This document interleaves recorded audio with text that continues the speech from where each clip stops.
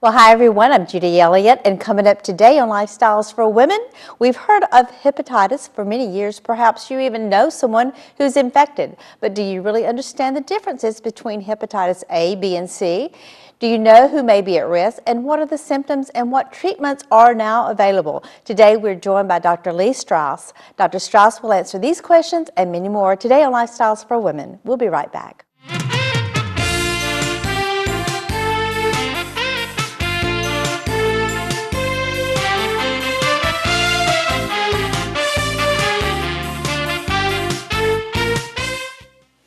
Well, hi everyone, I'm Judy Elliott, and welcome again to Lifestyles for Women. We have our guest with us today, Dr. Lee Strauss, and Dr. Strauss is with Gastrointestinal Specialist, and thank you so much, Dr. Strauss, for being with us today. Thanks for having me back. You know, we have talked earlier, actually even before we started taping this show, we're going to be talking about some great news that's out, that's really breaking news, really, and that is for hepatitis C.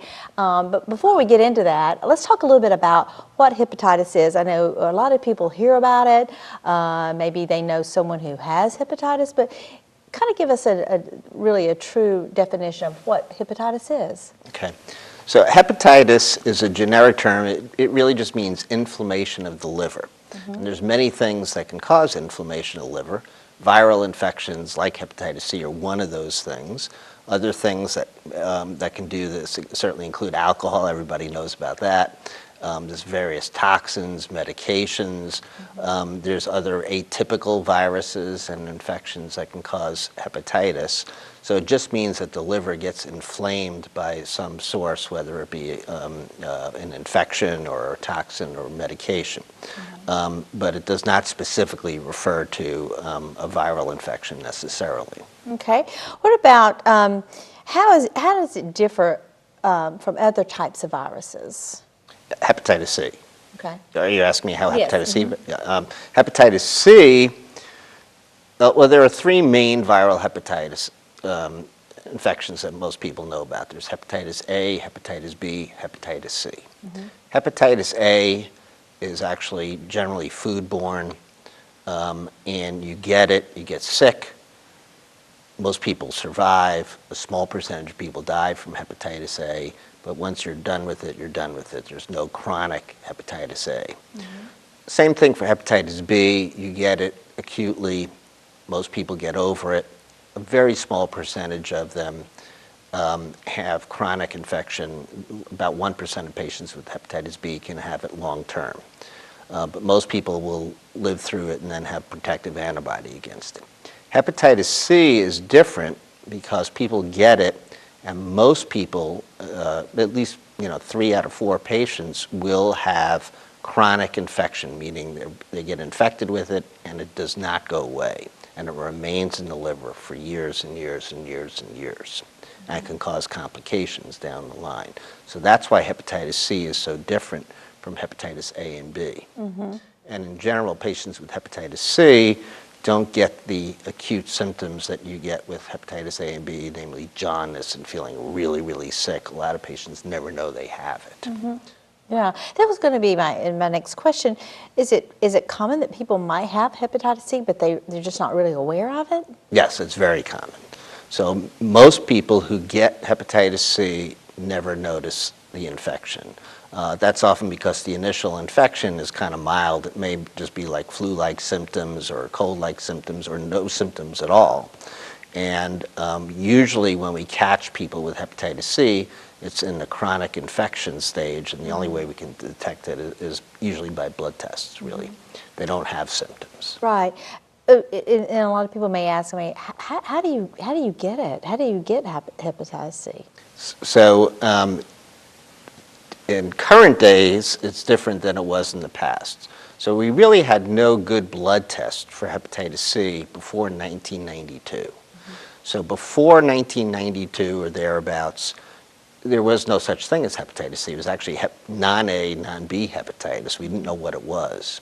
So before that, if you were exposed to a blood product or a tissue, for example, from a transplant of any kind, that was infected with hepatitis C, there would have been no way to know it, and you could have gotten infected that way.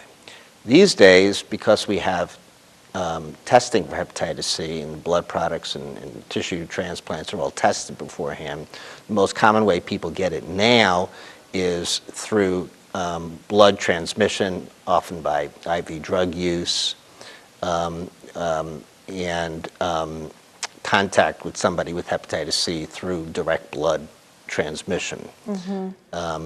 You should not get it from a blood transfusion, for example, anymore, because the blood is all tested for hepatitis C.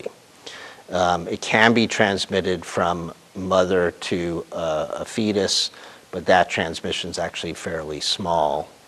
And it can be spread by sexual contact, but that actually transmission is fairly small as well too. Also, tattoos have been implicated in transmission from contaminated needles, especially home tattooing rather than going to professional, or contaminated ink supplies, things of that sort. Right. What about spreading through the family or through a family member? Probably is not that probably would likely not happen, is that right? Correct. So it's not spread by casual contact. So if you're in the home with somebody with hepatitis C, you're not going to get it by sharing towels or utensils or plates or anything like that. You're not going to get it by hugging or kissing. The only way you would really get it would be direct exposure from blood to blood. So, for example, you wouldn't want to share razor blades with somebody who has hepatitis C. That would not be a great idea. Or maybe even a toothbrush, just in case there was bleeding from the gums or things of that sort. But you're not going to get it by casual contact at all. That just doesn't occur. And actually, when you study married couples where one has hepatitis C and the other one doesn't, transmission from one to the other is actually very low. And so it's really just by direct blood-to-blood contact. Right. Okay. We're going to take a break, but when we come back, we'll talk about the risks and possibly some of the symptoms that may occur if you may have hepatitis C. And I think hepatitis C, I've heard more about that more than I have A and B. It's interesting that you brought forth there are other types of hepatitis, but normally I think most of the public just hears more about C for some reason. Yeah, well, that's because we actually have treatment for C, as opposed to hepatitis A and B, which more or less just sort of have to run their course. Exactly. So the treatment for hepatitis C has progressed over the years, and I think so there's been more publicity about it for that reason. Right, and we're going to be hearing more and more about that treatment for hepatitis C when we get back with you here, so that's exciting as well. So we're going to take a break, and you stay with us here on Lifestyles for Women, and we'll be right back with you in just a moment.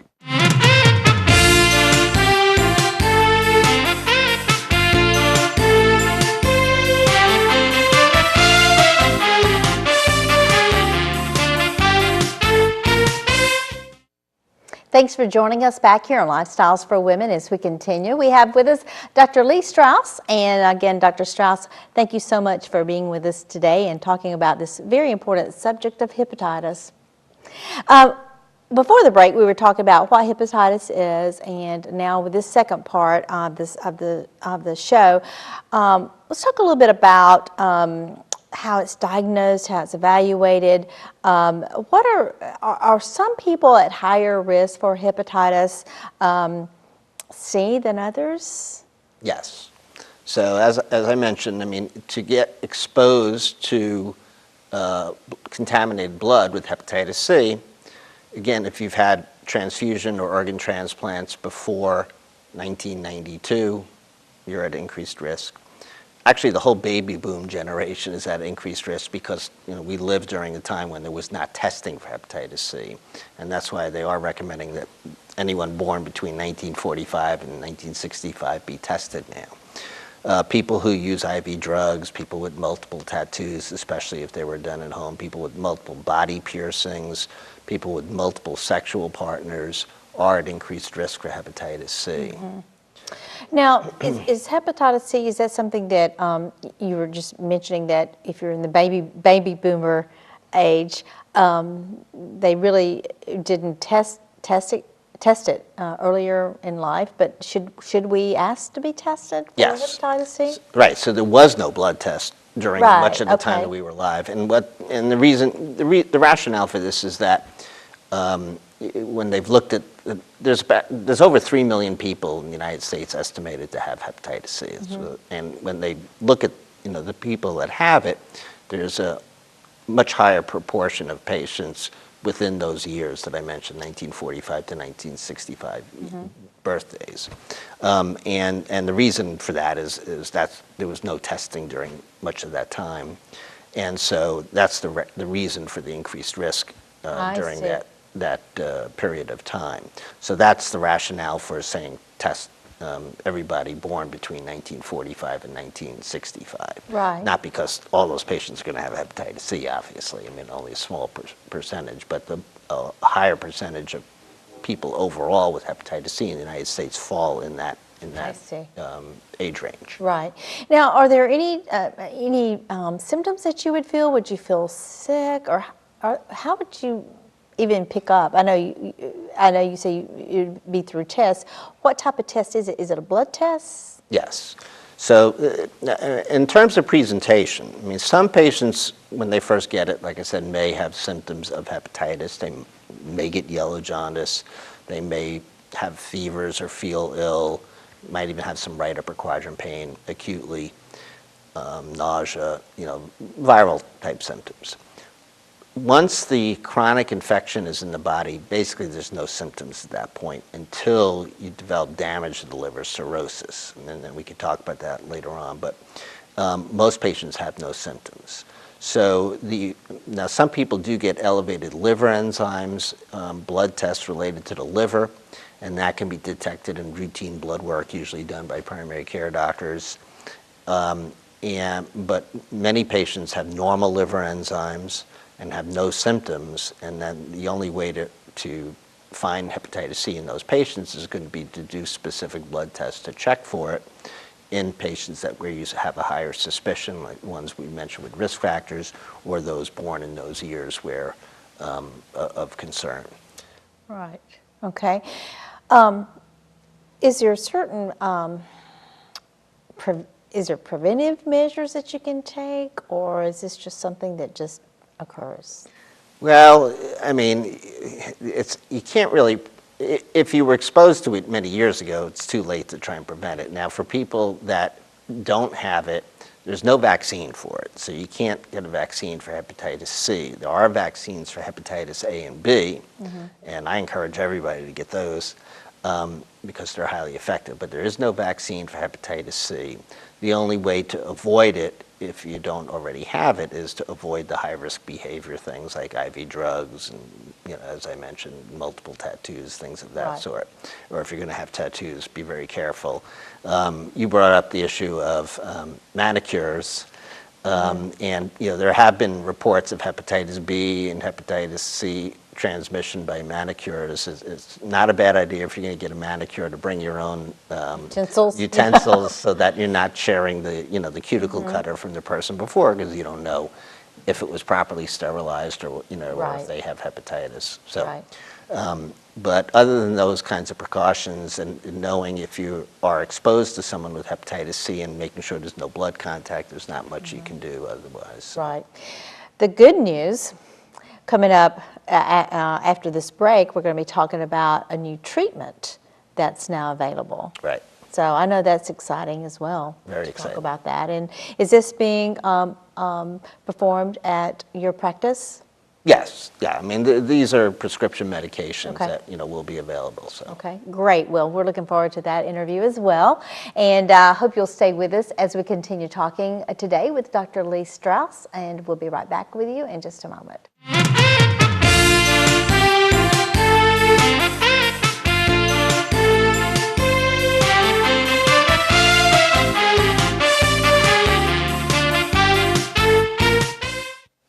Welcome back again to Lifestyles for Women. We're glad you have continued to join us here, and we're talking with Dr. Lee Strauss with Gastrointestinal Specialists. And Dr. Strauss, we've been talking about hepatitis during this entire show.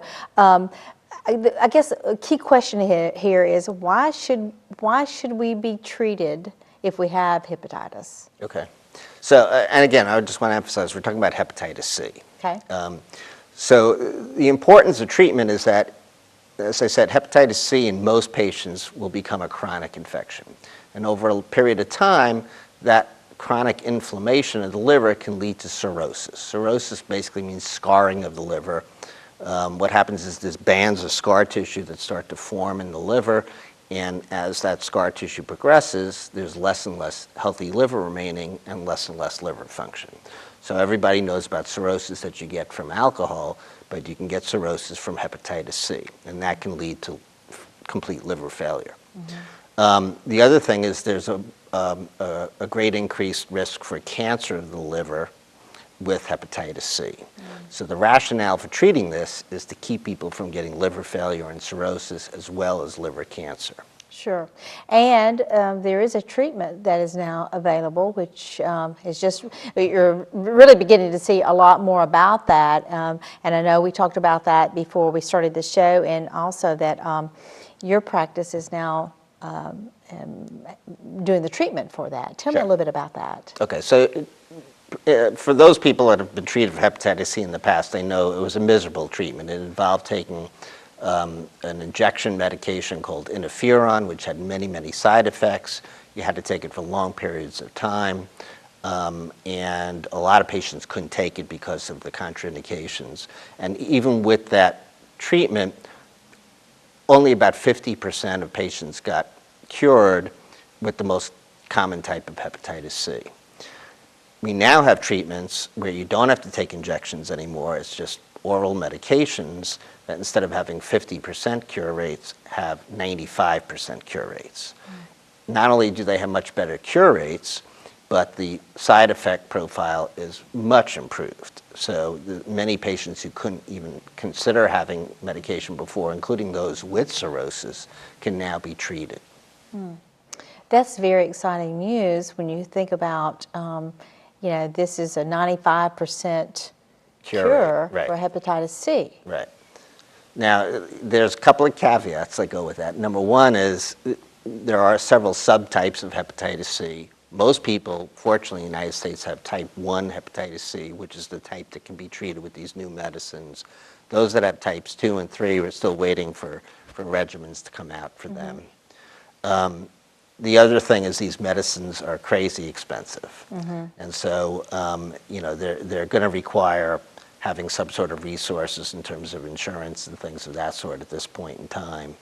But nevertheless, we're talking about potentially seeing, you know, most people in the United States cured of these of hepatitis C type 1 during the course of our lifetimes with these new medicines. Right, which is very, you know, and I don't mean to say this in a shy way, but it is exciting that this treatment is very available now, and this has just been on the market a while, right? Right. So there's 2 treatments that have come out over the last few months. There's more that are going to be coming out, and all of these have, you know, much higher cure rates than anything we've had before.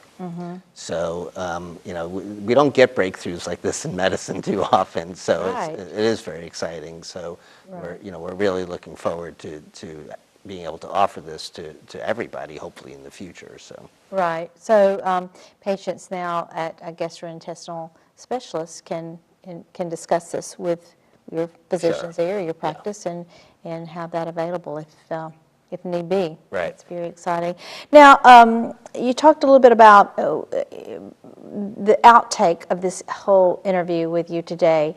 What would you think, and what would you like to let our audience know as a takeaway from this whole interview about hepatitis?